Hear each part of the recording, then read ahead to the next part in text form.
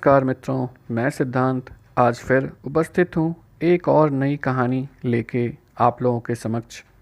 ये कहानी भी मेरी बाकी कहानियों की तरह अत्यंत रोचक शिक्षाप्रद कहानी है। तो कृपया अगर आपको कहानी अच्छी लगे तो इस कहानी को लाइक, सब्सक्राइब एंड शेयर करना ना भूलें। तो आइए शुरू करते हैं अपनी कहानी। कहानी का नाम है अहंकार। महाकवि कालिदास महापंडित और ज्ञानी थे। बड़े बड़े पंडित ज्ञानी उनसे शास्त्रार्थ में पराजित हो चुके थे। महाराज विक्रमादित्य के दरबार में उनका विशेष मान सम्मान था। कालिदास के मन में धीरे धीरे यह बात घर करने लगी कि वह सर्वज्ञानी हैं। उन्हें संपूर्ण ज्ञान प्राप्त हो चुका है। माँ सरस्वती को लगा कि कालिदास का ज्ञान थोथा है, अधूरा है, तभी तो उन्हें अहंकार होने लगा है।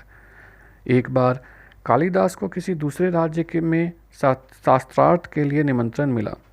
वह वहाँ के लिए निकल पड़े। गर्मियों के दिन थे, धूप तेज थी, रास्ते में जंगल पड़ा। चलते चलते वह थक गए।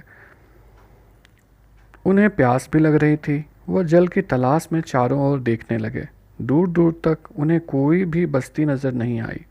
तभी उन्हें दूर एक हरा भरा पेड़ दिखा।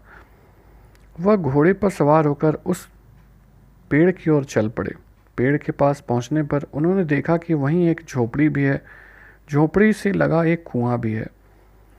कुछ देर बाद उन्होंने देखा कि झोपड़ी के अंदर से एक सुंदर बालिका गागर लेकर निकली और कुएं से पानी खींचने के लिए आगे बढ़ी। कालिदास उस बालिका से बोले, मुझे प्यास लगी है, थोड़ा जल पिला दो। बालिका ने पूछा, बाबा आप कहाँ से आए हैं, कौन हैं, अपना परिचय दीजिए, तभी जल पिलाऊंगी। कालिदास को बालिका की बातचीत का ढंग पसंद नहीं आया। बोले, बेटी तुम मुझे नहीं पहचानती। मैं विद्वान, पीर और बलवान हूँ। मुझे तो सभी जानते हैं। तुम्हारी झोपड़ी में यदि कोई बड़ा व्यक्ति हो तो उसे बुलाओ, वह मुझे अवश्य पहचान लेगा। मेरा इतना परिचय तुम्हारे लिए काफ़ी है, तुम मुझे पानी पिलाओ। कालिदास की अहंकार पूर्ण बातों का बालिका पर कोई प्रभाव नहीं पड़ा। वह मुस्कुराते हुए बोली, आपकी बात में सच्चाई नहीं है। संसार में तो दो ही बलवान हैं जिन्हें मैं जानती हूँ। तीसरे बलवान आप कब से बन गए? यदि पानी पीना है तो उन बलवानों के नाम बताओ, अन्यथा प्यासे रहो। कालिदास उस बालिका की चतुराई से हैरान हो गए। कुछ पल सोचने के बाद अपनी पराजय को स्वीकार करते हुए उन्होंने कहा, मुझे बलवानों के नाम नहीं मालूम, तुम ही उनके नाम बता दो। बालिका बोली, तुम तो मुझ जैसी अबोध बालिका से भी अधिक अज्ञानी हो। मैं तुम्हें उन दो बलवानों के नाम बताती हूँ। वे हैं अन्न और जल। भूख प्यास में इतनी शक्ति है कि अच्छे अच्छे बलवान भी उसके आगे घुटने टेक देते हैं। तुम स्वयं अपनी दशा देखो, प्यास के कारण तुम्हारी व्याकुलता बढ़ती जा रही है। कालिदास कुछ बोल नहीं सके। शास्त्रार्थ में जिनके आगे बड़े बड़े विद्वानों को भी झुकना पड़ता था, उन्हीं कालिदास को एक छोटी सी बालिका ने निरुत्तर कर दिया था।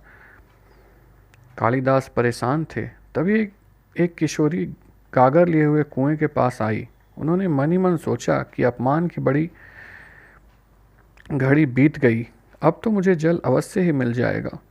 किशोरी से कालिदास बोल पड़े, मैं प्यासा हूँ, गला सूखता ही जा रहा है, मुझे जल पिला दो, आशीर्वाद दूंगा।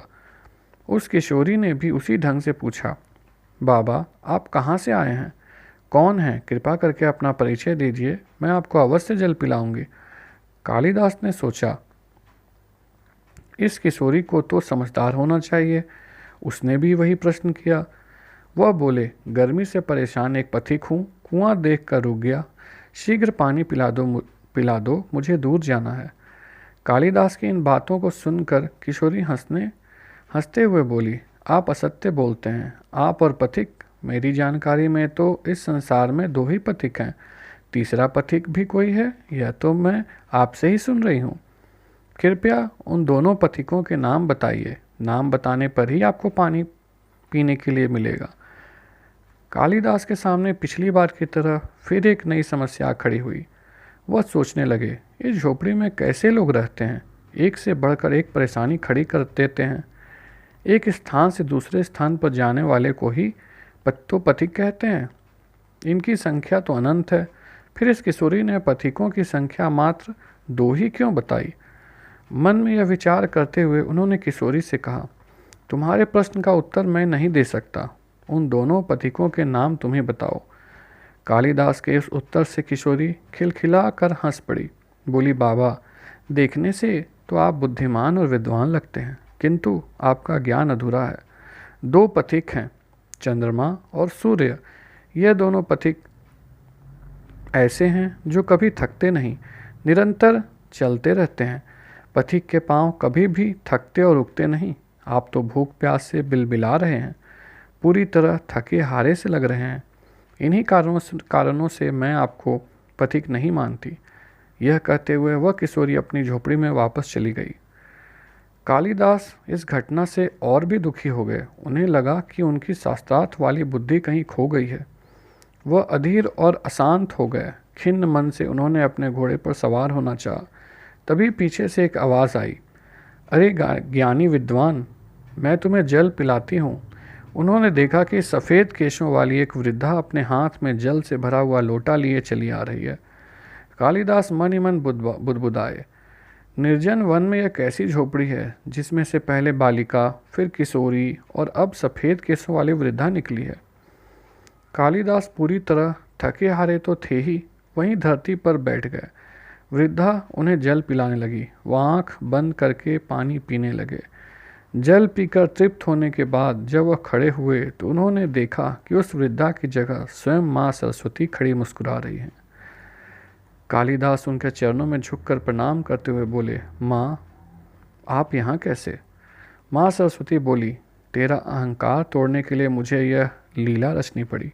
तू विद्वान और ज्ञानी है, पंडित है, किंतु तुझे यह भ्रम भी हो गया है कि तूने संपूर्ण ज्ञान प्राप्त कर लिया है।